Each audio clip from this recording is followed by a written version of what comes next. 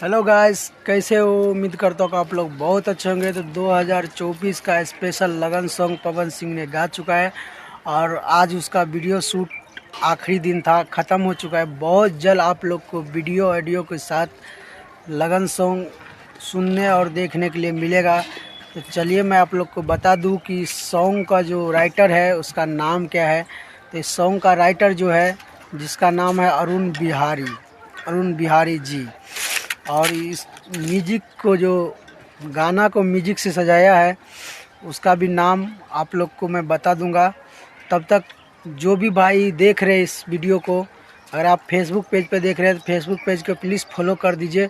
अगर YouTube channel पर देख रहे हैं तो प्लीज़ इस चैनल को सब्सक्राइब कर दीजिए और अपने तमाम दोस्तों में शेयर कर दीजिए। तो आप लोग सोच रहे होंगे कि इस गाने को म्यूजिक से किसने सजाया है। तो छोटू रावण जी ने सजाया है। इस गाने का म्यूजिक दिया है जो बहुत ही ज़बरदस्त है और बहुत ही धमाकेदार है। तो भाई लोग, जो भी भाई ये वीडियो देख रहे हैं, मैं तो आपको बता ही दिया कि इस वीडियो को शेयर कर दीजिए और हमारे ब्लड दबंग चैनल को सब्सक्राइब कर दीजिए। और आप देख रहे हैं चौपाल जी 07 को, तो प्लीज़ अपने छोटा भाई समझ के इस वीडियो को जास्ती से जास्ती शेयर कर दीजिए।